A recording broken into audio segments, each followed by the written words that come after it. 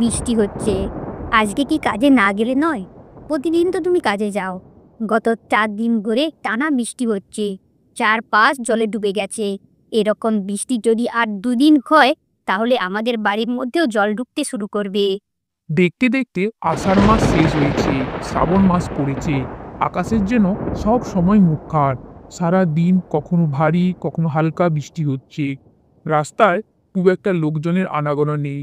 এই আবহাওয়ায় বড় লোকেদের চায়ের সাথে পকোড়া আর খিচুড়ির সাথে ইলিশ মাছ খাওয়ার আনন্দ, আর গরিবদের জন্য এই আবহাওয়া প্রকৃতির ভারী শাসন ছাড়া আর কিছুই নয়। কি করব বলো? কাজে না গেলে বাবু রাগ করবেন।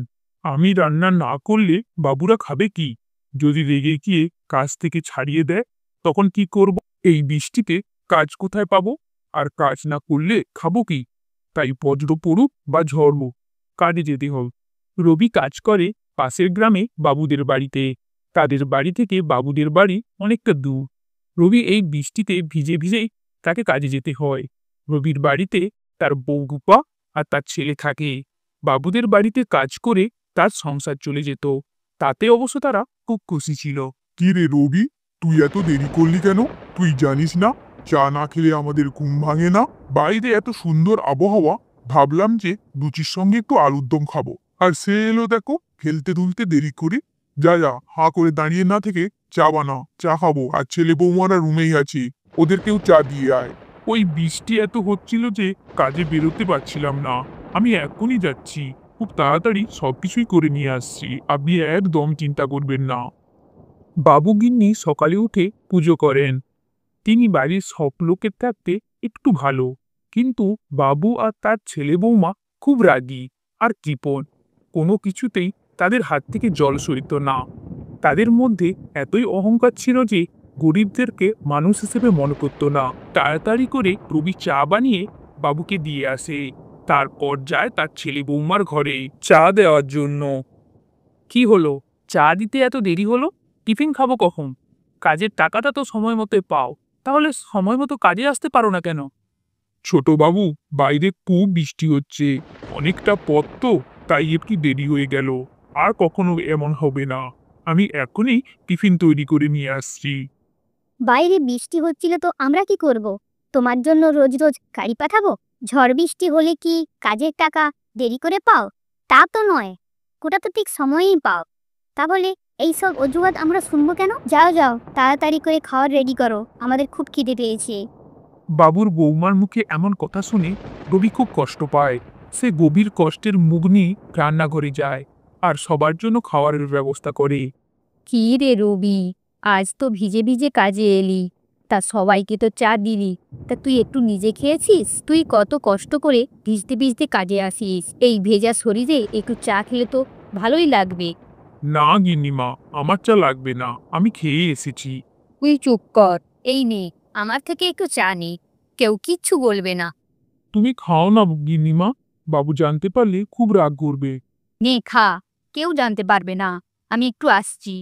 জোর করে গিন্নিমা তাকে চা খেতে দেয়। রবি গিন্নিমার দেওয়া চাটা খাচ্ছিল, ঠিক সেই সময় বৌমা চলে আসে আর বলে, বা বাবা, নিজে কাজে এসে খাওয়া দাওয়া শুরু করে দিয়েছে। লভ্যচিস্য করে খাওয়াতে হবে, আবার বেতন দিয়ে কাজ করাতে হবে, আর উনি সময় মতো আসতে পারবেন না, তাও আবার কিছু বলা যাবে না। কাল থেকে তুমি আমাদের বাড়িতে যা কিছু খাবে তা বেতন থেকে কেটে নেওয়া হবে, মনে রাখো। না না, আমি কাল থেকে আর কিছুই খাবো না।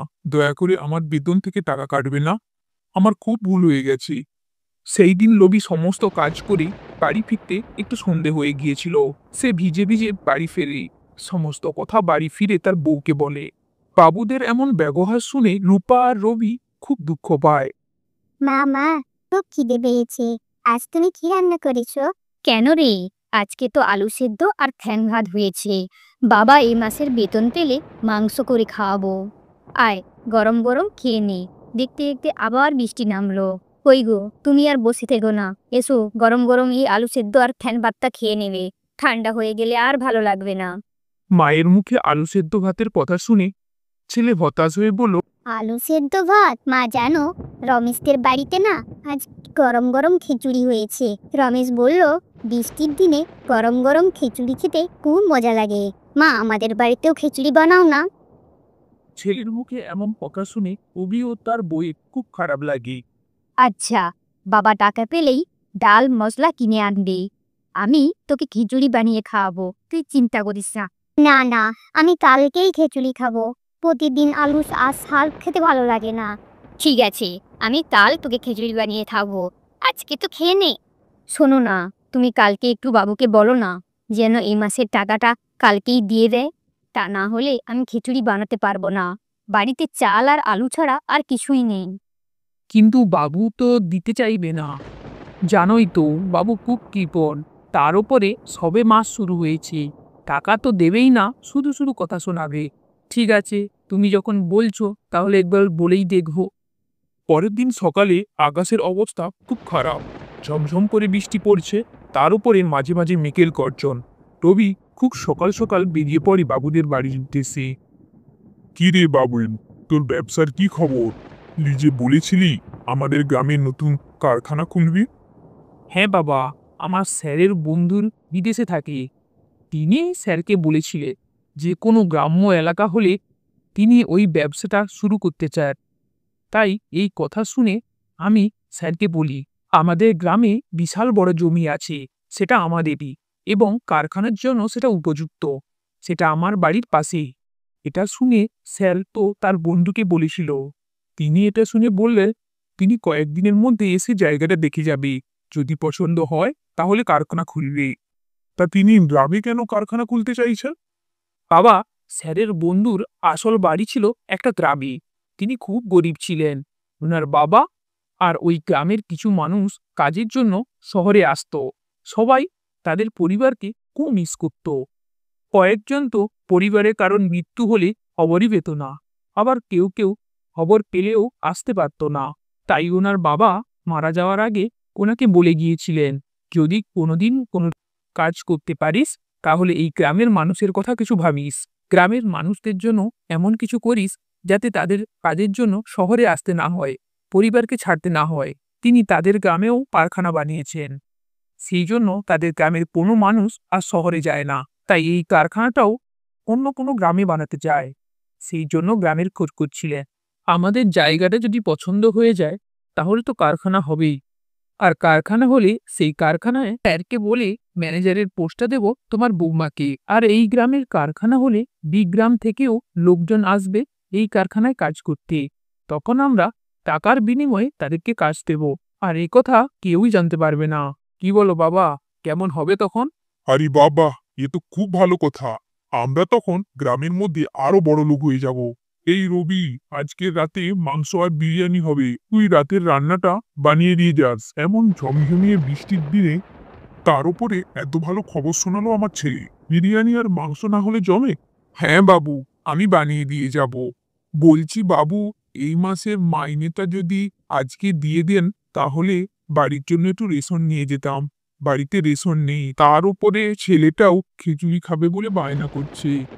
রবির কথা শেষ হতে না হতেই বাবু রেগে মেগে উঠে পড়ে। কি? এই তো আগের মাসের মাইনেটা দিলাম, এ মাসের মাইনে আমি আগে থেকে দিতে পারবো না।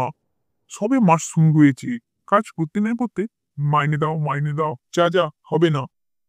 আগের মাসের মাইনে দিয়ে বর্ষার জন্য চালটা সারিয়েছি বাবু, দেন না বাবু। না না, হবে না, যা তুই কাজ কর, বারবার জিজ্ঞেস করিস না। বাবুর মুখে ধমক দেওয়া না শুনে রবি অসহায় হয়ে কাজে ফেরে। সে বাবুদের রাতের জন্য বিরিয়ানি আর মাংস রান্না করছিল। রান্না করতে করতে তার চোখে জল চলে আসে। সে বারবার তার ছেলের মুখের কথা মনে পড়ছিল। রান্না শেষ করতে প্রায় অনেকটা দেরি হয়ে গেছিল। সে রান্না শেষ করে দেখল রান্নাঘরের আশেপাশে কেউ নেই, যে যার মতো ব্যস্ত। সেই দেখে সে বাবুর বাড়ির রান্নাঘর থেকে কিছুটা ডাল নিয়ে নেয়। রবি যেই সময় ডালটা নিচ্ছিল ঠিক সেই সময় রান্নাঘরে চলে আসি বাবুদের বৌমা। কি হলো? তুমি রান্নাঘর থেকে কি নিচ্ছ? সঙ্গে সঙ্গে সবাইকে ডাক দেয়। তার হাঁক ডাক শুনে সবাই রান্নাঘরে চলে আসে। আর সবাই রবিকে ডাল চুরি করতে দেখে নেয়। রবি অনেকটা লজ্জা আর অস্বস্তিতে পড়ে যায়। কি রে, তুই কবে থেকে আবার চুরি করা শুরু করেছিস? কতদিন এইভাবে জিনিস বয়ে নিয়ে যাচ্ছিস, তাই আজকাল রেশন তাড়াতাড়ি শেষ হয়ে যাচ্ছে। ভাগ্যিস বৌমা দেখলো, তা না হলে তো জানতেই পারতাম না তোকে আর কাল থেকে কাজে আসতে হবে না। আর এই মাসে যে 10 দিন কাজ করেছিস তার কোনো টাকা আমি দেব না। চোর কোথাকার!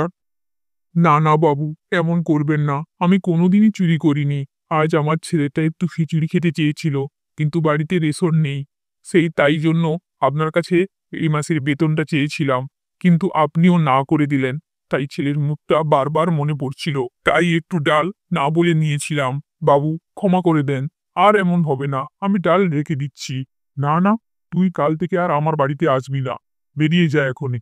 এই বলে রবিকে বাবু ঘাড় ধরে বাইরে বের করে দেয়। তখন খুব বাইরে বৃষ্টি চলছিল। বাবু দেখলো কে যেন বাইরে দাঁড়িয়ে আছে। বাবু তাকে দেখে জিজ্ঞেস করলো। হ্যাঁ, কি হয়েছে? লোকটি বলল, আমি এসেছিলাম একটা কাজের জন্য, কিন্তু এই ঘন অন্ধকার বৃষ্টির মধ্যে আমি পথ হারিয়ে ফেলেছি। যেখানে যাব সেখানে পৌঁছতে পারছি না। তার আগেই অন্ধকার নেমে এসেছে। সামনেই এই বাড়িটাতে আলো দেখতে পেলাম। খিদা আর তেষ্টায় আমার বুকটা ফেটে যাচ্ছে। যাওয়ার মতো কোনো জায়গা নেই। এই রাস্তাঘাট আমি চিনি না। যদি আজকের রাতটা থাকার ব্যবস্থা করে দেন তো ভালো হয়। না না, চেনা জানা নেই, এরকম বাড়িতে কাউকে রাখা যাবে না। যান যান, অন্য জায়গা দেখুন, এখানে ওরকম ব্যবস্থা হবে না। এই বলে বাবু বুকের উপর দরজাটা লাগিয়ে দেয়। বাবু, বলছিলাম আপনি খুব দূর থেকে এসেছেন বুঝি? হ্যাঁ, আমি শহর থেকে এসেছি। সকাল ছাড়া সেখানে ফেরা সম্ভব নয়। আচ্ছা, এটা কোন গ্রাম? এটা এটা তো বিষ্ণুপুর গ্রাম। তোমার বাড়ি কোথায়? আমার বাড়ি তো চণ্ডীতলা, এর পাশের গ্রাম। ও আচ্ছা, এখানে কোথাও থাকার জায়গা আছে? এখানে? না বাবু, এখানে কোনো থাকার জায়গা নেই। এই গ্রামে এই বাবুদের বাড়ি কেবলমাত্র বড়, আর সব ছোট ছোট গরিব বাড়ি। বাবু, আমরা খুব গরিব মানুষ। আমার একটা ছোট্ট ঝুবড়ি বাড়ি আছে। আপনি যদি চান, মানে আপনার কোনো অসুবিধা যদি না থাকে, তাহলে আপনি আমার বাড়িতে থাকতে পারেন। জানি একটু অসুবিধা হবে, তবুও দেখেন কি করেন। না না, আমার কোনো অসুবিধা হবে না তোমার বাড়িতে থাকতে। এই ঝড় বৃষ্টির রাতে খোলা আকাশের নিচে থাকার থেকে তোমার ওই ছোট্ট ঝুবড়িটা আমার কাছে স্বর্গের থেকে কম নয়। তাহলে চলুন বাবু, এর পাশের গ্রামই আমার বাড়ি। তারপরে লোকটি আর রবি হাঁটতে শুরু করে। হাঁটতে হাঁটতে তারা কথা বলতে থাকে। লোকটা রবিকে জিজ্ঞেস করে, তোমার বাবু তোমার ওপর রেগে গেল কেন? রবি একটু হেসে লোকটিকে সমস্ত কথা বলে। এও বলে সে আজ তার কাজটা খুইয়েছে। কথা বলতে বলতে রবি তার বাড়ি চলে আসে। ঘরে ঢুকতেই তার ছেলে ববিকে জিজ্ঞেস করে, বাবা বাবা, তুমি রেশন নিয়ে এসেছো? না সোনা, আজ সব দোকান বন্ধ হয়ে গেছে, কাল নিয়ে আসবো। বাবার কথা শুনে ছেলেটি নিচের দিকে মুখ করে চলে যায়। কিছুক্ষণ পর লোকটি রবিকে 500 টাকা হাতে দিয়ে বলে, এই নাও, তুমি দোকান থেকে সমস্ত জিনিস নিয়ে আসো যেগুলো খিচুড়ি তৈরির কাজে লাগে। কিন্তু রবি কিছুতেই টাকা নিতে চাইল না। না বাবু, আমি টাকা নিতে পারবো না। আপনি হলেন আমাদের বাড়ির অতিথি, আর অতিথির কাছ থেকে টাকা নিয়ে সেই টাকায় খাওয়ানো সম্ভব নয়। দেখো রবি, তুমি একজন অজানা ব্যক্তিকে আশ্রয় দিয়েছো নিজের বাড়িতে, আর এই অতিথিরও তো কিছু দায়িত্ব থাকে। আমি বলছি তুমি নাও টাকা। তুমি না নিয়ে আমি তোমার বাড়িতে থাকতে পারবো না। তুমি কি চাও এই ঝড় বৃষ্টির রাতে এই অতিথিকে বাইরে বের করে রাখতে? তাহলে নাও, যাও দোকান থেকে সমস্ত সামগ্রী কিনে নিয়ে আসো। রবিকে জোর করে টাকা দিয়ে দেয় সেই লোকটি। তারপর টাকা নিয়ে খিচুড়ি তৈরির সমস্ত জিনিসপত্র নিয়ে আসে। হুপা তারপর তাদের সবাইয়ের জন্য খিচুড়ি বানায়। তারা সেই রাতে পেট ভরে খিচুড়ি খায়। বাইরে তখনও বৃষ্টি পড়ছিল, আর রবির ছেলেটিও খুব মজা পায়। দেখতে দেখতে রাত শেষ হয়ে সকাল হয়ে যায়। বৃষ্টিও থেমে যায়। নতুন একটা দিনে সূর্যের আলোয় চারপাশ ঝলমল করে। সকালে উঠে লোকটি চারপাশ দেখতে থাকে। একদিন বৃষ্টির পর সোনালি রৌদ্র যখন সমস্ত গাছের পাতার ওপর পড়ে, চারপাশ তখন সোনার মতো চকচক করছিল। লোকটি সেই সময় আপন মনে সেটি উপভোগ করছিল। হঠাৎ তার চোখে পড়ে একটা বিশাল বড় ফাঁকা জায়গা। রবি এসে লোকটিকে জিজ্ঞেস করে, বাবু, আপনি কি কাজের জন্য এ গ্রামে এসেছিলেন? আচ্ছা, তুমি বলতে পারবে এখানে রমেশ সেন বলে কে থাকে? রমেশ সেন, যিনি শহরে কাজ করেন? হ্যাঁ হ্যাঁ, শহরেই কাজ করেন উনি। আরে, রমেশ সেন হতো বাবুর ছেলের নাম। আপনি কাল যেখানে আশ্রয় চেয়েছিলেন ওটাই তো রমেশ সেনের বাড়ি। আর যিনি আপনাকে আশ্রয় না দিয়ে তাড়িয়ে দিয়েছিল উনি তো রমেশ সেনের বাবা, মানে আমার বাবু। ও তাই? তাহলে আমি ঠিক জায়গাতেই গিয়েছিলাম বলো। হ্যাঁ বাবু, তা যাবেন তো আবার? না, আর গিয়ে কাজ নেই। আচ্ছা, তুমি বলতে পারবে তোমাদের গ্রামে এই ফাঁকা জায়গাটা কার? দূরে ওই ফাঁকা জায়গাটা? হ্যাঁ, ওই ফাঁকা জায়গাটা। ওটা আমাদের গ্রামের জায়গা। ওখানে কি কিছু হয় না? এমনি এমনি পড়ে আছি। হ্যাঁ বাবু, এমনি এমনি পড়ে আছি, কি আর হবে। গ্রামের ছোটখাটো অনুষ্ঠানে ওই জায়গাটা কাজে লাগে মাঝে বুদ্ধি। আমি ভাবছি ওই ফাঁকা জায়গাটাতে আমি কারখানা বানাবো, যেখানে সমস্ত গ্রামের মানুষ কাজ করবে। কাজের জন্য পরিবার ছেড়ে শহরে যেতে হবে না। তাহলে কেমন হয়? তাহলে তো বাবু গ্রামের মোড়ল মশাইদের সঙ্গে কথা বলতে হবে। ঠিক আছে, তুমি তাহলে আমাকে মোড়ল মশাইদের কাছে নিয়ে চল। ইতিমধ্যেই বাবুর ফোনে কল বেজে ওঠে। হ্যাঁ বন্ধু, বলো। আমি কাল সন্ধ্যের সময় গ্রামে পৌঁছেছিলাম। আমি তো পথঘাট ঠিক জানি না। যেই গ্রামেই যাওয়ার কথা ছিল ওই গ্রামেই গিয়েছিলাম, কিন্তু প্রকৃতির আবহাওয়ার জন্য আমি খুব অসহায় হয়ে পড়েছিলাম। একজনের বাড়িতে গিয়েছিলাম আশ্রয় নেওয়ার জন্য, কিন্তু তিনি আমাকে দূর দূর করে তাড়িয়ে দিয়েছেন। পাশের গ্রামে একজনের বাড়িতে আমি আশ্রয় নেই। পরে সকালে উঠে আমি জানতে পারি তুই আমাকে যাদের বাড়িতে পাঠিয়েছিলি, কাল আমি তাদের বাড়িতেই আশ্রয় চাইতে গিয়েছিলাম। তারা অজান্তেই আশ্রয় না দিয়ে তাড়িয়ে দিয়েছে। আমি এরকম মানুষদের সঙ্গে কোনো রকম কাজ করতে আগ্রহী নই। কি বলছিস বন্ধু, ওরা এরকম? আমি তো ওদের খুব ভালো মানুষ মনে করেছিলাম। ওর কথাবার্তা শুনে ওকে ভালো মানুষ ভেবেছিলাম, তাই তো আমি তোকে ওর কাছে পাঠিয়েছিলাম। তুই যেটা ভালো মনে করিস সেটাই কর, আমিও ওর একটা ব্যবস্থা নিচ্ছি। আমি কি জিনিস ও এবার হাড়ে হাড়ে টের পাবে। না না রমেশ, তুমি এটা একদম ঠিক কর। তুমি আমার বন্ধুর কাছে আমার পুরো মান সম্মানটা নষ্ট করে দিয়েছো, এর শাস্তি তোমাকে পেতেই হবে। হ্যালো, হ্যাঁ হ্যাঁ স্যার, বলুন। আপনি বলেছিলেন আপনার বন্ধু আসবে, তা কবে আসবেন উনি? উনি আর যাবেন না, উনি আর তোমাদের সঙ্গে কোনো রকম ব্যবসা করবেন না। কেন কেন স্যার, আমার কি কোনো ভুল হয়েছে? কাল ঝড় বৃষ্টির রাতে যে লোকটা তোমাদের বাড়িতে আশ্রয় নিতে গিয়েছিলেন উনিই হলেন আমার বন্ধু, আর তোমরা তাকে আশ্রয় না দিয়ে তাড়িয়ে দিয়েছো, আর তার সাথে সাথে আমার সম্মানটাও ধুলো মিশিয়ে দিয়েছো। তাই তোমার আমার কোম্পানিতে কোনো জায়গা নেই। পরের সপ্তাহ থেকে তোমাকে আর আসতে হবে না। রমেশ বসের মুখে তার চাকরি চলে যাওয়ার কথা শুনে কান্না করতে থাকে। তার কান্না দেখে তার বাবা আস্তে আস্তে জিজ্ঞেস করে কি হয়েছে। বৌমা, বাবুর কি হয়েছে? বাবু এমন করে কাঁদছে কেন? বল না বাবু, কি হয়েছে? কি হয়েছে? তোমার জন্য আমার চাকরিটা চলে গেছে। কাল ঝড় বৃষ্টির দিনে তুমি যাকে বাড়ি থেকে তাড়িয়ে দিয়েছিলে, তিনিই হলেন আমার বসের বন্ধু। আমাদের জায়গা দেখার জন্য আমাদের বাড়িতে আসার কথা ছিল। আমার ফোনে চার্জ না থাকায় ফোনটা সুইচ অফ হয়ে গিয়েছে, তাই বস কিছু জানাতে পারেনি। তুমি না জেনে শুনে অপমান করে তাকে তাড়িয়ে দিয়েছো। তাই বস রেগে মেগে আমার চাকরিটা খেয়ে নিয়েছি। এখন আমি কি করব? তা বাবু আমি জানবো কেমন করি উনি তোর বসের বন্ধু? ওনার তো বলা উচিত ছিল না। তাহলে কি আমি তাড়িয়ে দিতাম? এতে আমার কি দোষ বলতো? এদিকে রবি শহরের বাবুকে তাদের গ্রামের মোড়ল মশাইয়ের বাড়িতে নিয়ে আসে। বাবু মোড়ল মশাইকে বলে যে সেই ফাঁকা জমিটা কিনতে চায়। গ্রামের মানুষের সুবিধার্থে ওই জমিটির উপর সে একটা কারখানা বানাতে চায়, যাতে গ্রামবাসীদের কাজের জন্য বাইরে যেতে না হয়। লোকটি গ্রামের মানুষের প্রতি এই ভাবনায় মোড়ল মশাই বেশ খুশি হন। সে ওই গ্রামের জমিটি বিক্রি করতে রাজি হয়। ওই শহরের বাবুটি তাদের গ্রামের ওই ফাঁকা জমিটা মোড়ল মশাইয়ের কাছ থেকে চড়া দামে কিনে নেয়। বেশ কয়েক মাসের মধ্যেই রবিদের বাড়ির সামনে ফাঁকা জমিটিতে একটা বড় কারখানা বানানো হয়। এতে গ্রামের মানুষরা খুব খুশি হয়। তা রবিবাবু, তুমি খুশি তো? তোমার জন্যই কিন্তু এই গ্রামে এই কারখানাটা তৈরি হলো। আজ থেকে এই কারখানার ম্যানেজার তুমি। তুমি দেখো গ্রামের সমস্ত মানুষ যাতে এই কারখানায় কাজ পায়, তাদের কাজের জন্য বাইরে যেতে না হয়। আমি বাইরে থেকে তোমার সঙ্গে যোগাযোগ রাখবো। সমস্ত রকম কাজ তোমাকে বুঝিয়ে দিয়েছি আমি। কোনো অসুবিধা হবে না। বাবু, আপনি আমাদের কাছে স্বয়ং ভগবান। আপনি না থাকলে আমাদের অবস্থা কি হতো আমরা জানি না। আমরা সবাই আপনার এই দান জীবন দিয়ে আগলে রাখবো। কাজের সমস্ত হিসেব নিকেশ আপনাকে জানিয়ে দেব। ঠিক আছে, আমি তাহলে আসি, আমার দেরি হয়ে যাচ্ছে। এই বলে লোকটি চলে যায়। রবি বেশ খুশি হয় এই কারখানার ম্যানেজারের দায়িত্ব পেয়ে। কিছুক্ষণ পরে পাশের গ্রাম থেকে বাবুর ছেলে রমেশবাবু আসে। রবিদা, আমাকে একটা কাজ দেবেন? কয়েক মাস হলো আমি কাজ হারিয়েছি। বাবা মার কারোর শরীর ভালো নেই। খুব কষ্টে আমাদের দিন যাচ্ছে। অসুস্থ বাবা মাকে ছেড়ে দূরে কাজ করতে যেতে পারছি না। যদি একটা কাজ দেওয়া যায় তো ভালো হয়। যদি কিছু টাকা দিয়ে কাজে ঢোকানো যায় তাও আমি দিতে রাজি আছি, তবে ওটাও কিছুটা সময় লাগবে। দয়া করো রবিদা, না কাজ করতে পারলে না খেতে পেয়ে মরবো সবাই। একটু দয়া করো, না বলো না। আর আগে তোমার সঙ্গে যত অন্যায় করেছি তার জন্য আমি ক্ষমা প্রার্থনা চাইছি। না না ছোটবাবু, আমি কাজের জন্য টাকা নিই না। আর এই কারখানাটাও আমার না, আমাকে কেউ দায়িত্ব দিয়ে গেছেন যাতে গ্রামের মানুষরা গ্রামেই কাজকর্ম করে খেতে পারে, তাদের পরিবার ছেড়ে বাইরে যেতে না হয়। যাদের কাজের প্রয়োজন তারা এখানে এলেই কাজ দেওয়া হয়। তুমিও এসেছো কাজের জন্য, আমি নিশ্চয়ই কাজ দেব। তবে তুমি যে তোমার ভুলটা বুঝতে পেরেছো এটাই আমার কাছে অনেক। আমরা গরিব হতে পারি কিন্তু অসৎ নয়। কাল থেকে তুমি কাজে এসো, তোমার কাজের ব্যবস্থা আমি করে দেব।